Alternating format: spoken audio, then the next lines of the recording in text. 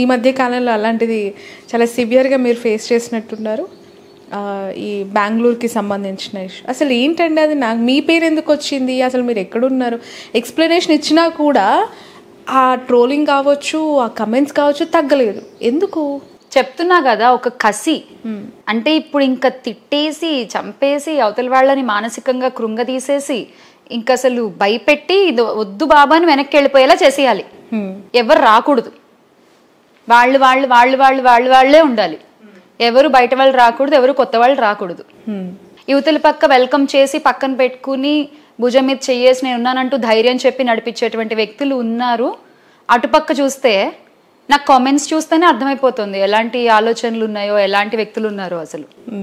So అది చెప్తున్నా కదా, ఒక వంక కావాలి. ఒక మనిషి మీద బురద చల్లడానికి ఒక వంక దొరికింది, వాడేసుకున్నాం. మొన్న అసలు ఎందుకు వచ్చిందంటారు మీ పేరు? అసలు ఏం జరిగింది ఒకసారి రీకలెక్ట్ చేయండి. నన్ను అడిగితే నేనేం చెప్తానండి. ఐ థింక్ అసలు అది ఎప్పుడు జరిగింది నాకు డేట్ సరిగ్గా గుర్తులేదు, కానీ నేను ఇంట్లో ఉన్నాను, ఇక్కడే హైదరాబాద్లో ఉన్నాను. నేను ఓటేసి చీరాల్లో ఓటేసి వచ్చేసాము, ఇంకంతే.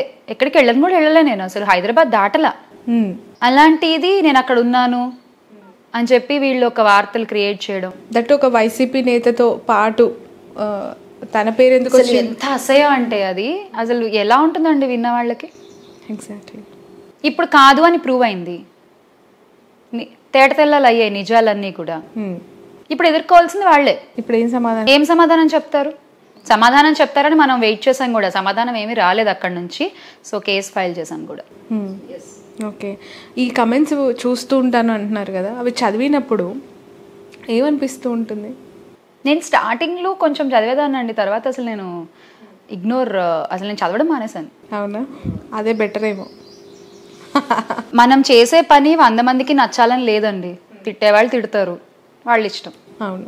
శ్యామల గారు ఇంతకుముందు మాట్లాడుతూ 2019లో వచ్చినప్పటికీ కూడా పార్టీకి నేను పెద్దగా ఏం చేయలేదు, ఇంకా చేయాల్సింది చాలా ఉంది అన్నారు. అలా మీతో పాటు 19లో చాలామంది వచ్చారు, అద్భుతంగా పదవులు తీసుకున్నారు, హ్యాపీగా ఫ్లైట్లలో తిరుగుతున్నారు. వాళ్ళకాలు మీలాంటి వాళ్ళే ½ కూర్చొని ఇట్లానే గెస్ట్లను పెట్టుకొని షోలు చేసేస్తున్నారు. అద్భుతంగా వాళ్ళు కావాల్సిన అన్ని ఆనందాలు పొందుతూ ఉన్నారు. బట్ పార్టీకి వాళ్ళు ఇప్పుడు ఏం చేశారు, ఏ కాంట్రిబ్యూషన్ ఉంది అని అంటే జీరో, అక్కడ ఏమీ లేదు. మీకేమో ఇలా అనిపిస్తుంది, అయ్యో నేను ఏం చేయలేదే పార్టీకి అని చెప్పి మీరు ఫీల్ అవుతున్నారు. ఈ 2 కైండ్ ఆఫ్ థింగ్స్ని ఎలా చూడాలంటారు? ఎందుకు వాళ్ళు అంత దూరంగా ఉన్నారు? అంటీ ముట్టనట్టు అంటే ఇండస్ట్రీకి సంబంధించిన వాళ్ళే. మళ్ళీ ఒకరి ఆలోచనని మనం కంట్రోల్ చేయలేము ఫస్ట్ ఆఫ్ ఆల్. సో ఎవరి ఆలోచనని బట్టి, ఎవరి విజ్ఞతను బట్టి ఒక కన్సైన్స్ ఉంటుంది కదా, సో తెలుస్తుంది కదా. సో దానికి నేనైతే నా కన్సైన్స్ కట్టుబడి, పదవి పొంది కూడా అదే అంటున్నా, పదవి పొంది కూడా చేయలేదు అంటే ఇంక అదే అంటున్నా, వాళ్ళ విజ్ఞతకు వదిలేయడమే అది. ఇంకా మనం అంతకంటే ఏం చేయలేం. మనం తీసుకెళ్ళి కట్టి లాక్కు రాలేం కదండి.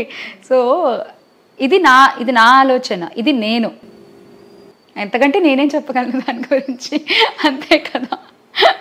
So I definitely can say anything. ఎందుకంటే వాళ్ళ ఎందుకని వాళ్ళు అలా కామ్ అయిపోయారో, ఎందుకని అలా సైలెంట్గా ఉండిపోవాల్సి వచ్చింది. చిన్న పొజిషన్ అని ఫీల్ అయి ఉంటారేమో.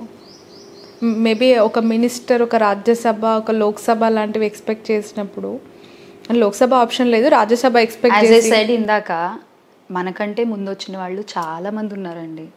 మనకంటే పెద్ద పెద్ద వాళ్ళు చాలా మంది ఉన్నారు. అందరినీ చూడాలిగా, ఒక్కళ్ళని తీసి నెత్తిన పెట్టుకోలేరుగా. ప్రతి ఒక్కళ్ళ గురించి ఆలోచించాలిగా, ముఖ్యంగా ప్రజల గురించి ఆలోచించాలిగా.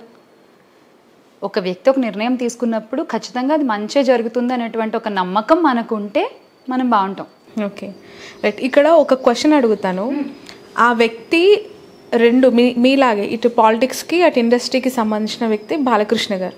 రీసెంట్గా నేను ఒక వీడియో చూశాను, అమ్మాయిని స్టేజ్ పైన ఒక హీరోయిన్ని ఇట్లా తోసేయడం చాలా నేషనల్ మీడియా కూడా బాగా వైరల్ అయిపోయింది. అది అసలు ఎమ్మెల్యే స్థాయి వ్యక్తి హీరో ఇలా చేస్తారా?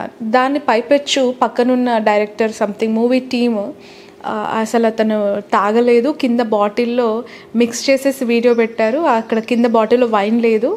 Sorry, I don't know about this, కొంచెం క్లియర్గా చెప్పారు. హీరో బాలకృష్ణ అసలు చూడలేదు. కింద వాటర్ బాటిల్ ఉంది, పక్కనే ఇంకో బాటిల్లో వైన్ కూడా ఉంది అది వైన్ అని పార్టీ వాళ్ళు అంటున్నారు. అది కాదు, ఎవరో గ్రాఫిక్స్లో అట్లా కలిపేసి పెట్టేశారు అని చెప్పి బాలకృష్ణ గారు తాగిన తర్వాతే అమ్మాయితో అలా స్టేజ్ పైన మిస్బిహేవ్ చేశారు అనేది ఈ పార్టీ వాళ్ళు చెప్తున్నాం. బాలకృష్ణ గారు వైన్ తాగిన తర్వాత ఆయన అసలు వైన్ తాగరంట కదా. అవునా? ఇది ఇంకా చాలా సార్లు చెప్తారు కదా, ఆయన బ్రాండ్ అది సెపరేట్ గా ఉంటుంది కదా, తప్ప నేనేం తాగనని ఆయనే చాలా సార్లు చెప్తారు కదా. ఓకే, అంటే ఆయన అబద్ధం చెప్పారా?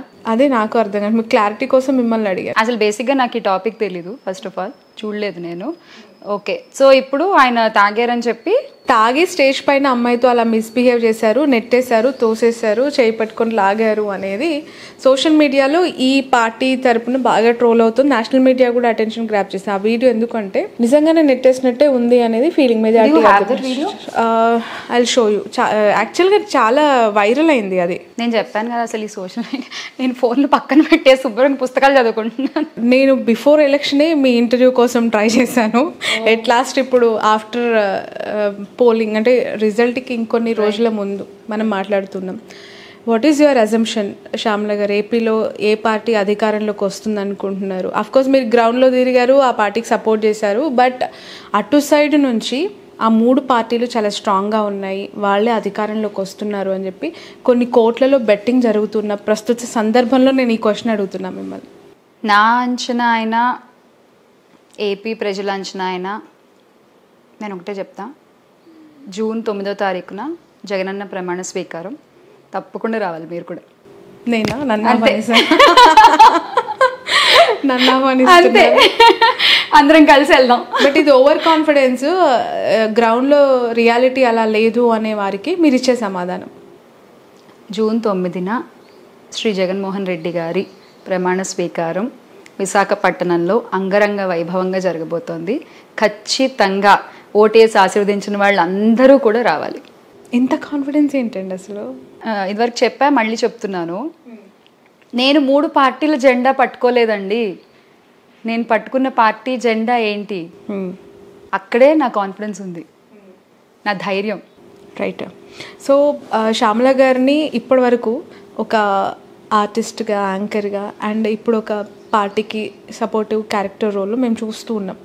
బట్ శ్యామల గారికి పర్సనల్గా ఈ 3 థింగ్స్లో బాగా సాటిస్ఫాక్షన్గా అనిపించింది, నచ్చింది, ఇందులో ఉంటే కంఫర్ట్గా ఉన్నాను అని అనుకున్న ఫీల్డ్ ఏంటి? నచ్చిన చోట కంఫర్ట్ ఉండదు, కంఫర్ట్ ఉన్న ప్రతిదీ నచ్చాలని లేదు. చాలా తెలివిగా చెప్పేశారు ఆన్సర్. అసలు ఎక్కడ దొరకట్లేదు నాకు. అలా కాదు, నిజమే కదా.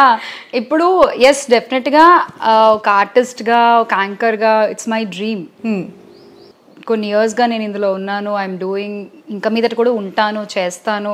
Yes course. కానీ ఒక ప్రజల కోసం ఒక మంచి చేసేటువంటి ఒక వ్యక్తితో కలిసి నడిచేటప్పుడు ఉండేటువంటి ఆనందం అది వేరే. మీ కళ్ళలో కనిపిస్తుంది.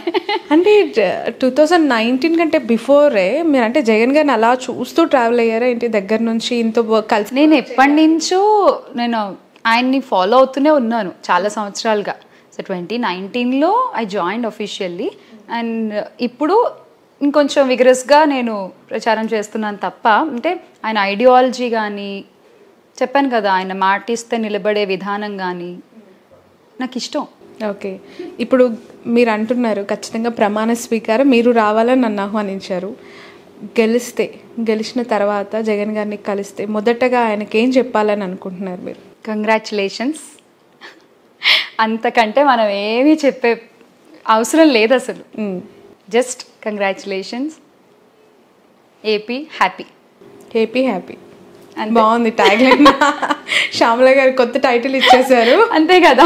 అంటే ఇప్పటివరకు సిద్ధం అన్నవాళ్ళు ఇకపై ఏపీ హ్యాపీ అనాలి. ఇక ముందు కూడా సిద్ధం సంక్షేమ పరిపాలనకి, ఇక ముందు కూడా సిద్ధం.